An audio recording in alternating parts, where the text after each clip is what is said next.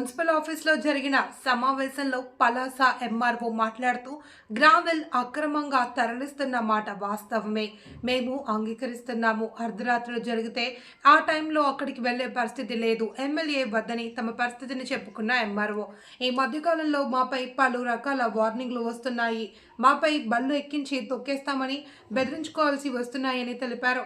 Police సిబ్బంది మాకు సహకరించడం లేదని, మాకు అన్ని డిపార్ట్మెంట్ల సహకారం అందిస్తే త్రవ్వకాలను నియంత్రణ చేస్తామని, మా వంతు శాతం కష్టపడుతున్నామని తెలిపారు. పలాస కాశీబుగ్గ సిఐలు మాట్లాడుతూ ఇక నుండి మీకు ఎలాంటి సమాచారం వచ్చినా మాకు తెలియచేయండి అని తెలియచేస్తూ పలాస నియోజకవర్గ అభివృద్ధి కోసం మా నుండి ఎలాంటి సహాయ సహకారాలైనా అందించడానికి మేము సిద్ధంగా ఉన్నామని పోలీస్ సిబ్బంది తెలియజేయడం జరిగింది. అది దానివల్ల ఏంటంటే కొద్దిగా ప్రాణహాని సెక్యూరిటీ ప్రాబ్లం ఎవరు కూడా ముందుకు వెళ్ళలేదు.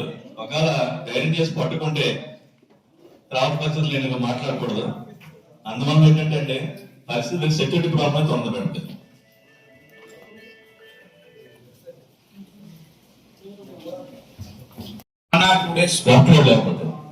లేకపోతే లేట్ అవుతుంది సార్. Thank you sir. ఏదన్నా 1 వీక్ కాదు. Thank you sir. మరి తహసీల్దార్ గారి మాటల్లో పోలీసు వారి సహకారం కూడా మాకు కావాలి. ఈ అర్ధరాత్రి ద్వారకాల మీద మేము ఒకరి మీద వెళ్ళిపోయి అక్కడ ఏదో అటకాయించాలా ఆపాలంటే అది మా వల్ల అయ్యే పని కాదు అని చెప్పి తహసీల్దార్ గారు అన్నారు. దయచేసి గౌరవ సిఐ గారు వీటి మీద మీరు ఏ రకమైనటువంటి ఇంకొక విషయం సార్, మాకు దక్కత పెట్టాలి. అది నిజమా కాదా మేము నిర్ధారిస్తూ టెంపరీ పర్మిషన్ ఇస్తాం సార్.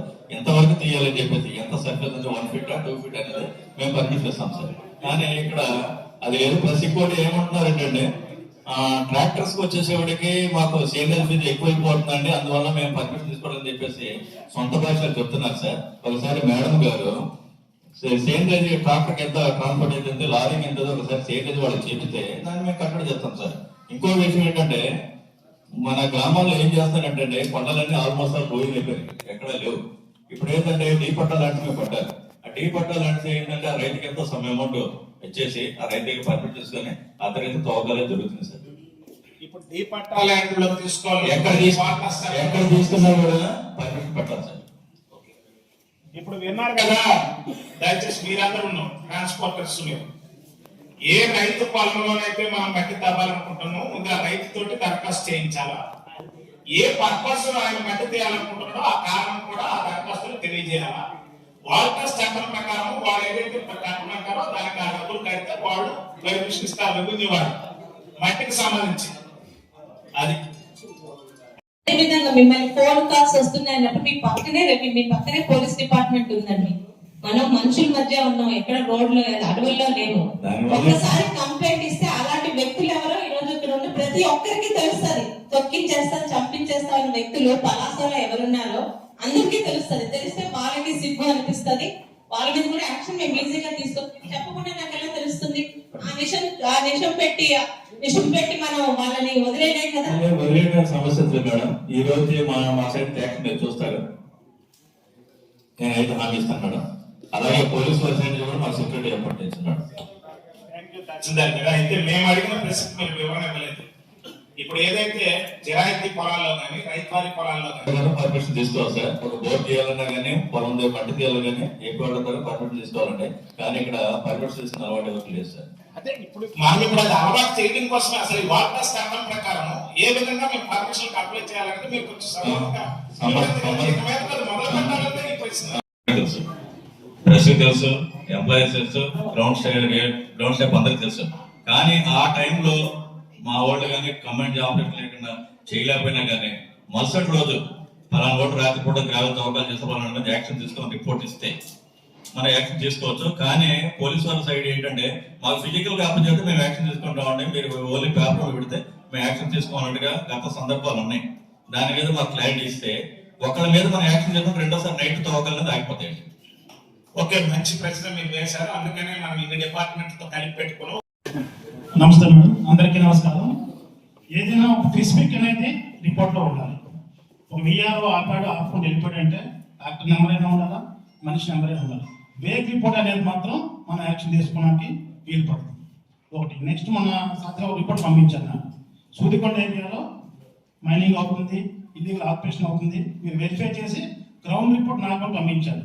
ఏది పోరంబుకు, ఏది డిపట్ట, ఏది గ్రామకంఠం, ఏది చెరువు కబ్జా అనేది మేము ఐడెంటిఫై చేయలేము. రెవెన్యూ రికార్డులో ఉండాలి కాబట్టి ఒక రిపోర్ట్ వచ్చిందంటే స్పెసిఫిక్ చేసి ఇస్తే ఖచ్చితంగా లీగల్ యాక్షన్ తీసుకుంటాం.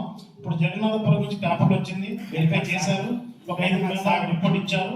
ఇప్పుడు ఆఫీస్ దృష్టిలో పెట్టి ఇమ్మీడియట్లీ లీగల్ యాక్షన్ తీసుకుంటాం. అలా స్పెసిఫిక్ ఉంటే ఖచ్చితంగా ఎఫ్ఐఆర్ అవుతుంది, యాక్షన్ అనేది ఉంటుంది ఖచ్చితంగా.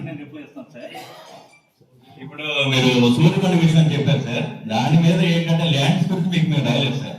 ఎవరో బయట వ్యక్తులు ఇతర రాష్ట్రాలు వచ్చి ఆ నాన్ తెలుగు పీపుల్ వచ్చేసి గుడారాలు వేసుకొని కొద్దిగా ఇల్లీగల్ యాక్టివిటీ పార్టిసిపేట్ చేస్తారు. ఒకసారి గ్రౌండ్ లెవెల్ మీరు ఎగ్జామిన్ చేయకుండా రాస్తాం సార్, అంతేకాని గవర్నమెంట్ ల్యాండ్స్ మీకు రిపోర్ట్ రాయలేదు సార్. సార్ ఇది శుభపరిణామం సార్, మంచిదే సార్. మేడం గారికి కూడా ధన్యవాదాలు.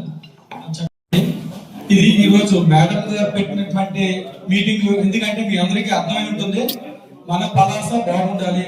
పలాసకు సంబంధించి సోషల్ మీడియాలో కానీ పేపర్లో కానీ ఇటువంటి మీడియాలో ఎటువంటి అవకతవకలు కానీ లోటుపాట్లు కానీ రాకూడదు అనే ఉద్దేశంతో వినకూడదు.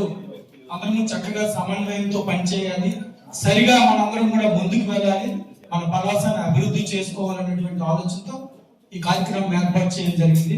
Thank you madam. మనందరం కూడా ఎవరికెవరు విమర్శించుకోకూడదు, ఇందులో ఎవరికెవరు తక్కువ కాదు, అందరం కూడా చేయగలం, చేస్తాం. కాబట్టి ఇది పర్టికులర్ గా ప్రభుత్వ ఉద్యోగులకు వచ్చేసరికి కొన్ని పాలసీ మ్యాటర్స్ ఉంటాయి కాబట్టి ఆ పాలసీ మ్యాటర్స్ కి అందరూ సహకరించాలి, పెద్దలు సహకరించాలి, రాజకీయ నాయకులు సహకరించాలి, అదేవిధంగా జేసీబీ, అదేవిధంగా ట్రాక్టర్స్ కి సంబంధించినటువంటి అందరూ కూడా సహకరించాలి. మా ప్రభుత్వ ఉద్యోగులను కూడా revenue, police, mining, panchayat department మీ అందరం కూడా సమన్వయంతో ఈ రోజు నుంచి మేడం గారి ఆదేశాల మేరకు ముందుకు వెళ్ళి ఇలా పలాస అనేది ఎటువంటి అవకతవకలు అక్రమంగా జరగవు అనేటువంటి మంచి పేరు తీసుకురావడానికి మేము అందరం కృషి చేస్తాం. Thank you madam. మా డిపార్ట్మెంట్ అందరి తరఫున మీకు పూర్తి అష్యూరెన్స్ ఇవ్వగలుగుతున్నాం. Thank you madam.